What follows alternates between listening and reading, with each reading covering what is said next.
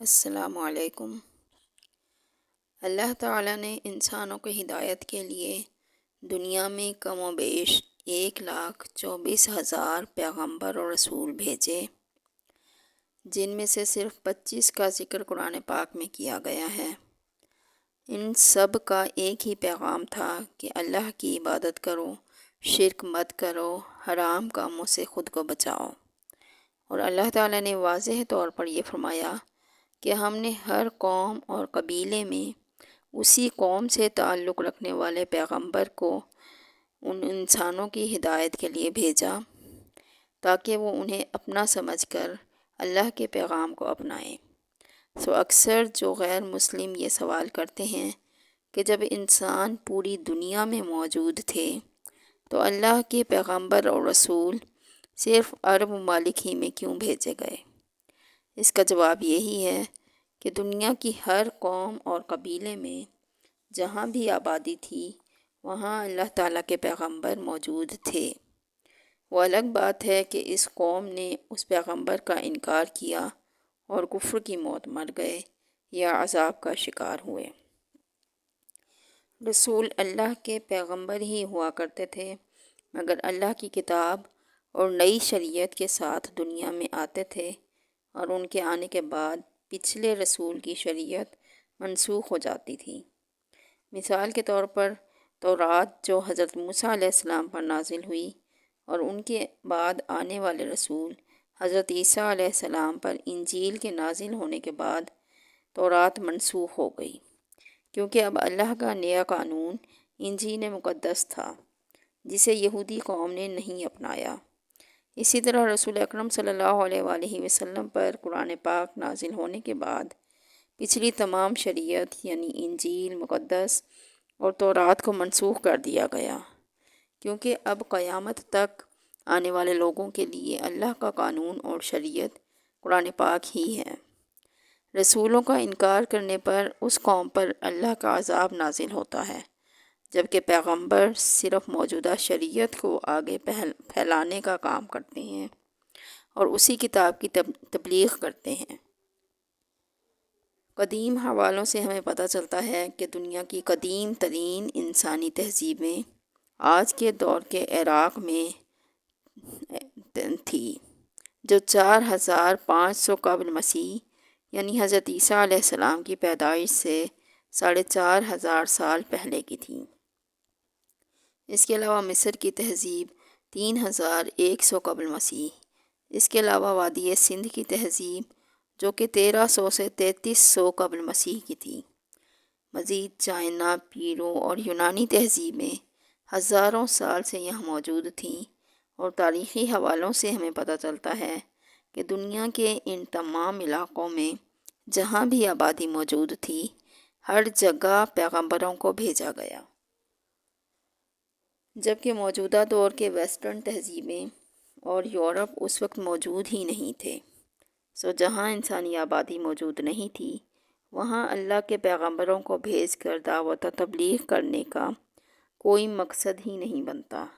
یہ تو بالکل اللاجیکل سی بات ہے۔ آج کی ویڈیو میں ہم قرآن و حدیث اور تاریخی حوالوں سے یہ جاننے کی کوشش کریں گے کہ اللہ تعالیٰ نے اپنے مشہور ترین پیغمبر اور رسول دنیا کے کن کن حصوں میں بھیجے۔ حضرت آدم علیہ السلام سری لنکا میں ایک پہاڑی پر حضرت آدم علیہ السلام کے قدم کے نشان موجود ہیں، جو یہ بتاتے ہیں کہ یہاں دنیا کے پہلے انسان، پہلے مسلمان، پہلے پیغمبر اور ہمارے باپ حضرت آدم علیہ السلام کو دنیا میں جنت سے اتارا گیا، اور اس پہاڑی کا نام ہے آدمز پیک۔ حضرت ادریس علیہ السلام حضرت ادریس علیہ السلام کو موجودہ دور کے عراق میں لوگوں کی ہدایت کے لیے بھیجا گیا تھا، مگر بعد میں وہ اپنے ماننے والوں کے ساتھ مصر کی جانب ہجرت کر گئے اور یہاں دین کی تبلیغ شروع کر دی۔ وہ آدم علیہ السلام اور ان کے بیٹے شیث علیہ السلام کے بعد انسانوں کے تیسرے پیغمبر تھے، جن کا ذکر قرآن پاک میں بھی موجود ہے۔ حضرت نوح علیہ السلام حضرت نوح علیہ السلام کو موجودہ دور کے عراق میں تبلیغ کے لیے بھیجا گیا، وہ بھی اللہ کے رسول تھے جن پر اللہ نے کئی صحیفے نازل کیے۔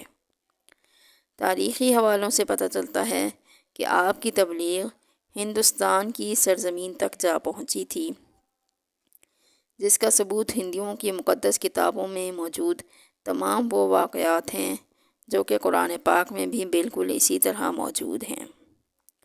مثال کے طور پر طوفان نوح کی پیشین گوئی، حضرت آدم علیہ السلام کی تخلیق، اماں حوا کی تخلیق اور حضرت نوح علیہ السلام کے بیٹوں سے ایک بار پھر سے انسانیت کی شروعات۔ حضرت نوح علیہ السلام کی قوم بھی آج کی ہندو قوم کی طرح پتھروں کے خدا بنا کر ان کی پوجا کرتی تھی، اور یہ پتھر اصل میں نیک لوگوں کی تصویریں تھیں جو کہ اس قوم کے درمیان رہ کر انہیں تبلیغ کیا کرتے تھے، مگر ان کی وفات کے بعد ان لوگوں نے ان کی شکلوں کو پتھروں پر تراش کر ان کی عبادت شروع کر دی۔ حضرت ہود علیہ السلام حضرت ہود علیہ السلام کو موجودہ دور کے یمن میں قوم عاد کی ہدایت کے لیے بھیجا گیا تھا۔ یمن اور عمان کے درمیانی علاقہ احطاف نامی سرزمین پر قوم عاد رہا کرتے تھے، اور وہاں قدرتی نعمتوں یعنی فصلوں، پانی اور باغات کی وجہ سے یہ قوم انتہائی خوشحال اور آرام دہ زندگی گزارتی تھی۔ لیکن آہستہ آہستہ یہ توحید کو چھوڑ کر بت پرست بن گئے، لوگوں پر ظلم کرنے لگے، اور قرآن پاک کے مطابق اللہ تعالیٰ فرماتا ہے کہ ہم نے عاد کی طرف ان کے بھائی ہود کو بھیجا۔ انہوں نے کہا، اے میری قوم، خدا کی ہی عبادت کرو اور اس کے سوا تمہارا کوئی معبود نہیں۔ تم لوگ شرک کر کے اللہ پر الزام لگاتے ہو۔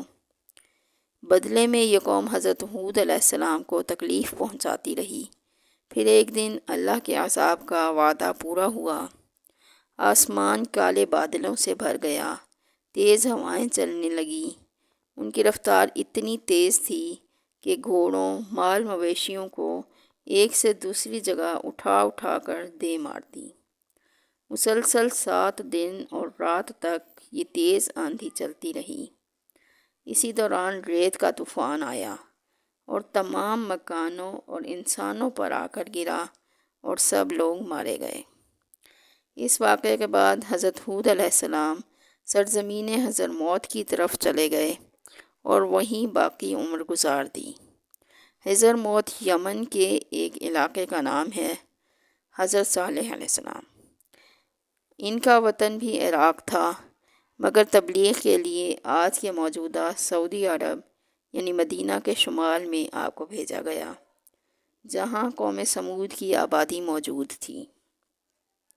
حضرت صالح علیہ السلام حضرت نوح علیہ السلام کے بیٹے سام کی نسل سے ہیں، اور آپ کا شجرہ کچھ یوں ہے: صالح بن عبید بن سیاف بن ماشع بن عبید بن حازر بن سمود بن عرم بن سام بن نوح۔ آج سے قریباً 4000 سال پہلے حجاز مقدس اور تبوک کے درمیان ایک جگہ یہ قوم آباد تھی جسے قوم سمود کہا جاتا تھا۔ یہ جگہ آج کل مدائن صالح کے نام سے مشہور ہے، کیونکہ یہ ایک پہاڑی علاقہ ہے، اور اس قوم نے بہت ترقی کر لی تھی کہ پہاڑوں کو تراش کر اپنے بڑے بڑے گھر تعمیر کرتے، جس کی وجہ سے دشمن ان سے جیت نہیں پاتے تھے۔ یہ بہت لمبے، طاقتور اور مغرور تھے، نہ کبھی بیمار ہوتے، اور ان کی عمریں بھی بہت لمبی ہوا کرتیں۔ قوم سمود کی بستیوں کے کھنڈرات آج بھی موجود ہیں۔ قرآن کریم کے مطابق حضرت صالح علیہ السلام نے اپنی قوم سے ایک اونٹنی کو نہ مارنے کی درخواست کی تھی، لیکن انہوں نے اللہ کا یہ حکم نہ مان کر اس اونٹنی کو مار ڈالا۔ پھر اللہ تعالیٰ نے اس قوم کی نافرمانی کی وجہ سے ان پر عذاب نازل کیا، اور یہ قوم صفحۂ ہستی سے مٹ گئی۔ یہ پوری قوم آپ کے ماننے والوں کے علاوہ مکمل طور پر تباہ ہو گئی، اور آج عراق کے شہر نجف میں وادی السلام نامی قبرستان میں آپ کی قبر مبارک موجود ہے۔ حضرت ابراہیم علیہ السلام حضرت ابراہیم علیہ السلام کو عراق میں جہاں نمرود نے خدائی کا دعویٰ کیا اور آپ کو آگ میں ڈالنے کا واقعہ پیش آیا، ان کو بھی عراق کی سرزمین پر ہی تبلیغ کے لیے بھیجا گیا تھا۔ یہ واقعہ قرآن پاک میں بھی مشہور ہے کہ جب سب لوگ ایک میلے میں گئے ہوئے تھے تو ابراہیم علیہ السلام نے تمام چھوٹے بتوں کو توڑ کر ایک بڑے بت کے کندھے پر کلہاڑی رکھ دی اور کہنے لگے، اس بت نے دوسرے بتوں کو توڑا ہے۔ تمام لوگ کہنے لگے کہ تم جھوٹ بول رہے ہو، کیونکہ یہ بت تو کچھ بھی نہیں کر سکتے۔ ابراہیم علیہ السلام نے کہا، اے لوگو، میری بات سنو، یہی بات تو میں تمہیں سمجھانا چاہتا ہوں۔ تمہارا خدا ان پتھروں کی طرح نہیں ہے جنہیں تم اپنے ہاتھوں سے تراشتے ہو، بلکہ خدا کی ذات تو بہت بڑی ہے، اسی کی عبادت کرو، اس کا کوئی شریک نہیں، وہی سب سے زیادہ طاقتور ہے۔ جس کے بعد نمرود نے حضرت ابراہیم علیہ السلام کو جلتی ہوئی آگ میں ڈالنے کا حکم دے دیا، لیکن وہ آگ اللہ تعالیٰ کے حکم سے باغ میں بدل گئی اور ابراہیم علیہ السلام محفوظ رہے۔ حضرت لوط علیہ السلام کو بھی موجودہ دور کے عراق میں بھیجا گیا۔ ان کی قوم ہم جنس پرستی کے گناہ میں مبتلا ہو کر کفر و شرک میں مبتلا ہو گئی، تو ان پر بھی اللہ کا عذاب نازل ہوا۔ حضرت یونس علیہ السلام کو نینوا عراق میں بھیجا گیا، جبکہ حضرت اسماعیل علیہ السلام کو موجودہ یمن کی طرف، کیونکہ آپ کو آپ کے والد حضرت ابراہیم علیہ السلام اور والدہ حضرت ہاجرہ کے ساتھ اللہ کے حکم سے مکہ چھوڑ کر ابراہیم علیہ السلام واپس چلے گئے، جہاں سے اسماعیل علیہ السلام نے یمن میں موجود مالکہ قوم کو تبلیغ شروع کر دی اور 50 سال تک ان کے ساتھ رہے۔ حضرت ابراہیم علیہ السلام کے دوسرے بیٹے حضرت اسحاق علیہ السلام، پھر ان کے بیٹے حضرت یعقوب علیہ السلام، پھر ان کے بیٹے حضرت یوسف علیہ السلام موجودہ دور کے فلسطین میں پیدا ہوئے۔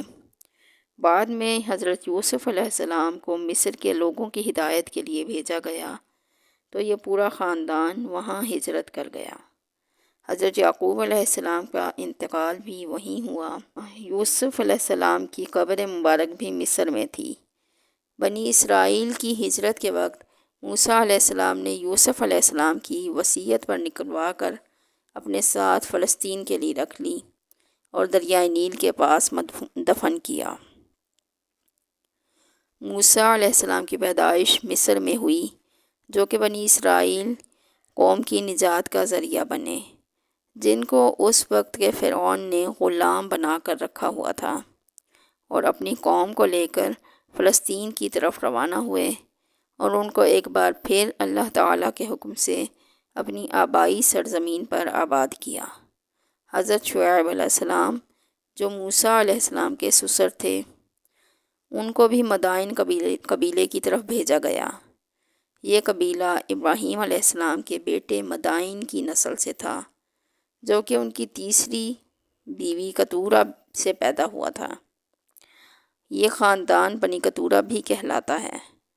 شعیب علیہ السلام بھی چونکہ اسی نسل سے تھے، اس لیے ان کی تبلیغ کے لیے آپ کو چنا گیا اور یہ اس قوم کے لیے پیغمبر تھے۔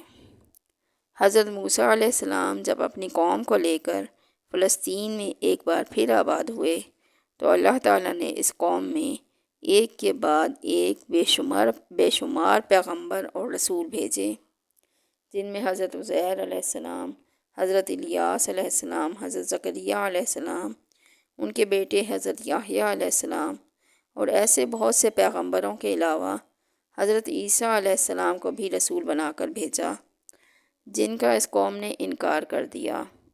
اور اس کے بعد سب سے آخر میں نبی آخر الزمان حضرت محمد صلی اللہ علیہ وآلہ وسلم کو مکہ شہر میں نبوت دے کر آخری رسول بنا کر بھیجا۔ ویسے تو آپ صلی اللہ علیہ وسلم کو نبوت مکہ میں ملی تھی، لیکن آپ صلی اللہ علیہ وآلہ وسلم کی زندگی کے پورے 10 سال مدینہ شریف میں گزرے، اور آپ صلی اللہ علیہ وآلہ وسلم کا وصال بھی وہیں ہوا، اور آپ صلی اللہ علیہ وآلہ وسلم کا روضہ مبارک بھی مدینہ میں ہے۔